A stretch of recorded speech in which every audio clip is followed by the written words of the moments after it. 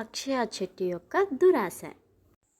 అనగనగా ఒక ఎడారిలో ఒక చెట్టు ఉండేది. దాని పేరు అక్షయ.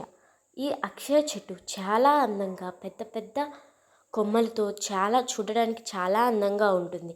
దాని నుండి వచ్చే నీడ వల్ల అక్కడ ఎవరైనా ప్రజలు కానీ జంతువులు కానీ సేద తీరేవి. ఆ నీడ వల్ల అందరికీ ఎంతో సాయం కలిగేది. ఇలా కొన్ని రోజులు ఉండగా ఈ అక్షయ చెట్టులో స్వార్థం మొదలవుతుంది.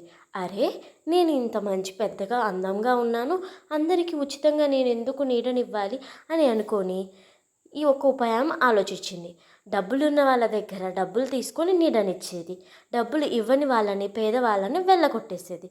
అలా రోజులు జరుగుతూ ఉండగా అలా చాలా రోజుల నుంచి డబ్బులు తీసుకొని నీడనిచ్చడం మొదలుపెట్టింది.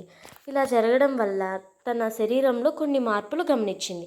ఏమిటంటే తన ఆకులన్నీ రాలిపోయి కొమ్మలన్నీ పడిపోయేసి అందవికారంగా ఎటువంటి నీడను ఇవ్వకుండా మారిపోయింది. అప్పుడు తన మనసులో ఇలా అనుకుంటుంది, అయ్యో, నేను ఎందుకు ఇంత అందంగా లేకుండా పోయాను, మునిపట్ల ఎందుకు పచ్చగా లేకుండా పోయాను, ఇప్పుడు నా దగ్గరికి ఎవరూ రావడం లేదు, నా అత్యాశ వల్లే నా అందమైన కొమ్మలని ఆకులని పోగొట్టుకున్నాను, నా దురాశ వల్లే నేను ఈ విధంగా మారాను అని బాధపడుతూ దిగులుగా ఉంటుంది.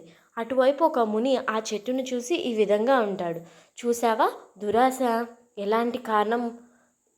ఎలాంటి పరిస్థితిని కలగజేస్తుందో, కాబట్టి ఇప్పటికైనా దురాశను వదులుకొని అందరికీ నీడనివ్వు, మంచి గుణంతో ముందుకెళ్ళు, అప్పుడు నీ మునుపటి ఆకారం, పచ్చదనం, కొమ్మలు, ఆకులు అన్నీ నీ వద్దకు వస్తాయి అని ముని చెప్పాడు.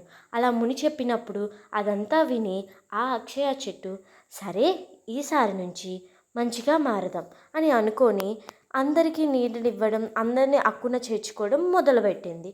అలా మొదలుపెట్టినప్పటి నుంచి మళ్ళీ తన ఆకులు, తన కొమ్మలు మళ్ళీ తిరిగి వచ్చాయి.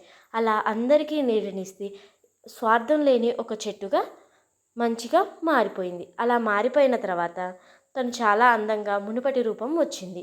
సరే, ఈ కథ విని మనం ఏం తెలుసుకోవాలంటే, దురాశ వల్ల మనకు మనమే నష్టం కలిగించుకుంటాం, కాబట్టి దురాశను వదిలేయాలి.